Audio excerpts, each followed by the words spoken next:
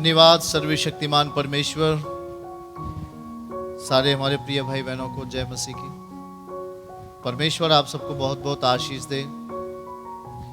आज के इस कार्यक्रम में परमेश्वर आपसे बात करके आपके जीवन को स्थिर करना चाहता है मेरे प्रियो।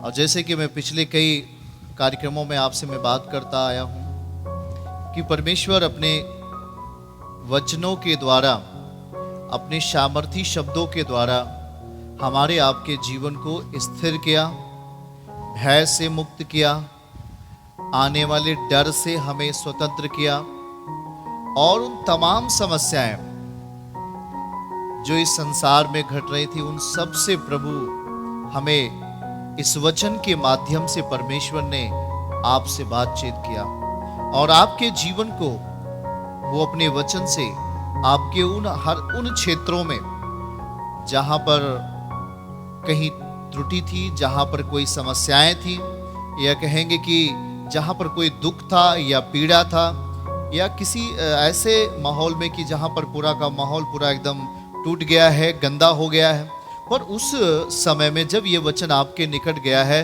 तो वो वचन आपको सही किया है और आपके उस दशा को सही किया है और आपके मनोदशा को, आपके विचारों को सही कर पाया है। तो मेरे प्रिय लोगों, परमेश्वर हमेशा से ही उत्पत्ति से लेकर के प्रकाशित वाक्य तक अपना वचन भेज करके, अपना प्रकाशन दे करके हमारे आने वाली जो टाइम है, हमारे आने वाला जो समय है, उसको सही करने के लिए, उसको स्थिर करने के लिए, उसको बनाने के लिए, जैसे कि एक छोटा सा पौधा रोपण किया जाता है तो उसके भविष्य के लिए वो सब सारी चीज़ें वहाँ पर उसको तैयारी के रूप में जब देखा जाता है तो उसको उसी रीत से वहाँ पर स्थिर किया जाता है, लगाया जाता है। परमेश्वर का जो वचन है वो भी जब आपके जीवन के लिए जब दिया जा रहा है तो वो केवल अभी के लिए ही नहीं परंतु आने वाले समयों के लिए आपको सही दिशा देने के लिए, आपके जीवन को सही मार्ग पर लाने के लिए परमेश्वर अपना वचन देता है। तो मेरे प्रिय भाई बहनों, आज इस समय आपसे परमेश्वर वचन से बात करेंगे और परमेश्वर चाहते हैं कि वो आपके जीवन को निरंतर, केवल आज ही नहीं, केवल कल नहीं, परंतु वो आने वाले फ्यूचर में भी आपको वो स्थिर रखे, आपको बल प्रदान करें। जब आप बाइबल पढ़ेंगे, जब आप वचन पढ़ेंगे तो आपको बल मिलता है। जब आप प्रार्थना करेंगे आपको बल मिलता है। जब आप परमेश्वर से आराधना करेंगे आपको बल मिलता है। आप जब कोई भी काम करते हैं परमेश्वर से जुड़ा हुआ, चाहे प्रार्थना हो या वचन पढ़ना हो या आराधना करना हो, तो आपको एक बल मिलता है और वो जो बल मिलता है वो आपके फ्यूचर के लिए, आपके भविष्य को वो सही करता है। आमीन, हालेलुया। मेरे प्रियो, ध्यान से सुनिए, इसी पर एक वचन है जो हम सब के लिए प्रभु दे रहा है, उसको आप ध्यान से सुनिए।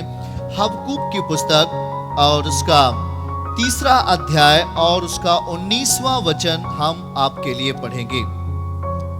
यहोवा परमेश्वर मेरा बल मूल है, वह मेरे पांव हरिणियों के समान बना देता है और वह मुझको मेरे ऊंचे स्थानों पर चलाता है। हालेलुया, परमेश्वर की महिमा हो। यहोवा हमारा बल है, हमारा बल मूल है और कहता है कि मैं ऊंचे स्थानों पर मैं आपको चलाऊंगा। हालेलुया। ध्यान से सुनिएगा, एक महत्वपूर्ण बात आपके लिए। समस्याएं धरती पे हैं, जमीन में समस्याएं, बीमारियां, तमाम प्रकार के धोखे जमीन पर है, पर जैसे ही आप जमीन के ऊपर उठते हैं और वो दशा कहलाती है आत्मिक दशा, और जैसे ही हम आत्मिक दशा में आते हैं हम जमीन से ऊंचा उठने लगते हैं, और जैसे ही हम जमीन से ऊंचा उठना शुरू करेंगे वो समस्याएं, वो जमीनी समस्याएं, वो जो जमीनी कीड़े हैं जो आप में लगे हुए थे, जो आपके फैमिली में लगा हुआ था, वो छोड़ करके नीचे गिरना शुरू हो जाता है। इतना समझिए, क्योंकि आप ध्यान से सुनिए, जो समस्याएं हैं, जो दुर्बलताएं हैं, वो जमीन से लगी हुई हैं, जमीन से सटी हुई हैं। और जैसे ही आप इस जमीन से आत्मिक स्तर पर ऊंचा उठना शुरू करेंगे, आपकी समस्याएं आपको पीछा छोड़ देंगी और आपका परिवार आशीषित हो जाएगा। कहने का मतलब यह है कि हम जब शारीरिक दशा से हट करके आत्मिक दशा में जीवन यापन शुरू करते हैं, तो जब तक हम शारीरिक दशा में जीवन जीते हैं, तब तक हमारी जिंदगी जमीन में सटी हुई होती है। आपको मालूम होना चाहिए कि हमारा शरीर जब जमीन में सट जाता है, तो जब जमीन में चला जाता है, तो हमारा शरीर कितना भी अच्छा क्यों ना हो, कितना भी मजबूत क्यों ना हो, यह सड़ जाता है, ये खत्म हो जाता है। मेरे प्रियो ध्यान से सुनिएगा, इसलिए प्रभु हमें यहां पे वचन में कहता है कि परमेश्वर हमारा बलमूल है, आमीन। और कहता है वो मेरे पांव को हरिणियों के समान बना देगा और वह मुझको मेरे ऊंचे स्थानों पर चलाता है। आपको ऊंचे स्थानों पर चलाने वाला आपका प्रभु है, क्योंकि वो सबसे ऊंचे पर विराजमान है, वो सबसे ऊंचे पर, धरती से कहीं मिलियन मिलियन ऊंचा उसका वास स्थान है स्वर्ग में।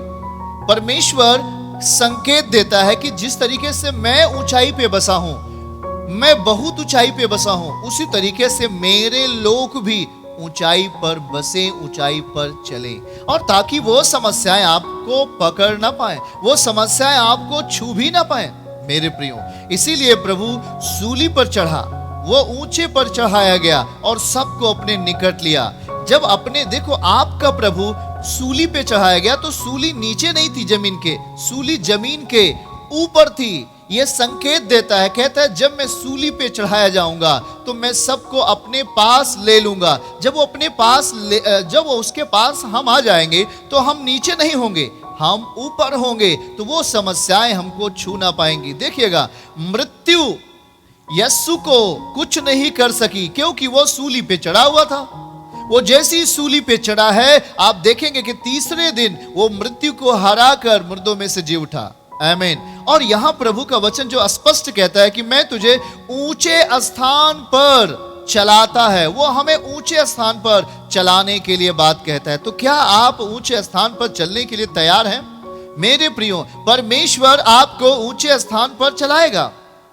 कुछ भी समस्याएं हैं, कुछ भी प्रॉब्लम आपके जीवन में है, लेकिन जब आप प्रभु के पास आएंगे, उसको सच्चे मन से, शुद्ध मन से उसे अपने जीवन में आने के लिए निमंत्रण देंगे, तो वो आपको नीचे नहीं रखेगा, आपको ऊंचा रखेगा। आमीन, हालेलुया, परमेश्वर की महिमा। मेरे प्रिय भाई बहनों, एक वचन में आपके लिए और पढ़ूंगा। परमेश्वर हमें एक पिता की तरह, वो पिता है, हमें वो पिता की तरह संभालता है और वो हमें ऊंचे पर चलाने के लिए बात करता है, इसलिए क्योंकि वो ऊंचे पर है। आमीन। और यहाँ पे हम जब आ जाएंगे नहूम की किताब से पहले अध्याय का और उसका 7वां वचन हम आपके लिए पढ़ेंगे, और लिखा है यहोवा भला है। आमीन। यहोवा भला है, संकट के दिन में वह दृढ़ ठहरता है और अपने शरणागतों की सुधि रखता है। आमीन, हालेलुया। वो आपकी सुधि रखता है। क्या आप परमेश्वर के शरणागत हैं?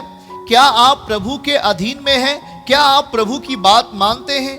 जैसे प्रभु कहता है क्या आप वैसे चलते हैं? जैसे वचन कहता है क्या आप वैसे चलते हैं? तो निश्चय ही हम परमेश्वर के शरणागत हैं। तो वो कहता है कि वो हमारी सुधि रखेगा। आमीन, हालेलुया। पिता हमारी सुधि रखेगा, पिता आपकी सुधि रखेगा, क्योंकि आप उसके शरणागत हो। वो आपको छुड़ा लेगा गड्ढों से, वो आपको ऊंचा उठा लेगा उस मृत्यु की खाई से, मृत्यु से आपको ऊंचा उठाकर जीवन में आपको लेके चलेगा, जब हम उस पर विश्वास करके उसके वचन के अनुसार अपने जीवन को अर्पित करते हैं परमेश्वर के लिए। हालेलुया। मेरे प्रियो, ध्यान से सुनिएगा, कभी कभी हम अपने भौतिक जीवन में, इस संसार में जीते हुए हम परमेश्वर की ओर न देख करके संसार की ओर देखते हैं, और हमारा मन कहीं न कहीं उन भौतिक चीज़ों में इतना लीन हो जाता है, इतना समर्पित हो जाता है कि हम परमेश्वर को देख नहीं पाते हैं। ध्यान से सुनिए मेरे प्रियजनों, अगर हमारा आत्मिक जीवन, आत्मिक जिंदगी अगर हम पूरी तरीके से संसार के लिए अगर अर्पित करते हैं, यदि हम संसार में जाते हैं तो निश्चय ही हम पूरी तरीके से आत्मिक अंधे बन जाएंगे। मेरे प्रियो, हमारी आत्मा खुदा को देखना चाहिए, हमारा आत्मा प्रभु को देखना चाहिए। इसीलिए प्रभु कहता है कि वो भला है और वो हमारा दृढ़गढ़ है, और वो हमारा कहता है कि वो अपने शरणागतों की सुधि रखता है। आमीन। वो हमारी सुधि रखेगा। कब सुधि हमारी रखेगा? जब हम प्रभु के अधीन होंगे। हालेलुया। हम सबको प्रभु के अधीन रहना चाहिए। वो हमें ऊंचे पर चलाएगा, वो हमारी जिंदगी को आशीषित करेगा। और जब हम आगे पढ़ेंगे तो बाइबल का वचन बताता है, मेरे दिन तेरे हाथ में हैं, तू मुझे मेरे शत्रुओं और मेरे शताने वालों के हाथ से छुड़ा। वो हमें छुड़ाता है। कब छुड़ाएगा? जब मेरे दिन प्रभु के हाथ में होंगे। हमारा हर पल, हर सेकंड प्रभु के हाथ में होंगे। हम कहीं जा रहे हैं तो हमारा जाना प्रभु के हाथों में है। हम कोई काम कर रहे हैं तो हमारा करना प्रभु के हाथों में है। हम कहीं किसी यात्रा पे हैं तो हमारी यात्रा प्रभु के हाथों में है। आप जो भी काम करेंगे, यदि आपके काम, आपके सोच, आपके विचार प्रभु के अधीनता में हैं, तो यहाँ पे लिखा है वो हमें छुड़ा सकता है, वो हमें बचाएगा, वो हमें छुटकारा देगा। तो क्या आप तैयार हैं? निश्चय ही वो हमें बचाना चाहता है, वो हमें छुड़ाना चाहता है, और आपके जीवन को परमेश्वर एक नई दिशा देगा, एक नया जीवन देगा। वचन कहता है, भजन 34वां अध्याय 17 पद में लिखा कि धर्मी दुहाई देते हैं और यहोवा सुनता है और उनको सब विपत्तियों से छुड़ा लेता है। तो परमेश्वर हमें सारी विपत्ति से छुड़ा लेगा। परमेश्वर हमें एक विपत्ति से नहीं, कहता है सारी विपत्ति से छुड़ा लेगा। बस वो हमारा बल होना चाहिए, वो हमारा शरण स्थान होना चाहिए, वो हमारा ठिकाना होना चाहिए। वो हमें छुड़ा लेगा और हमारे जीवन को आशीषित करेगा। तो आप ये वचन जरूर याद रखें कि परमेश्वर हमें ऊंचे पर चलाएगा, पर हमें अपना जीवन संपूर्णतः प्रभु के हाथ में कर देना है। मेरे प्रियो, ये वचन आपको बहुत बहुत आशीषों में लेके चले और बहुत सारा फल आपके जीवन में लेके आने पाए। सबको जय मसीह की।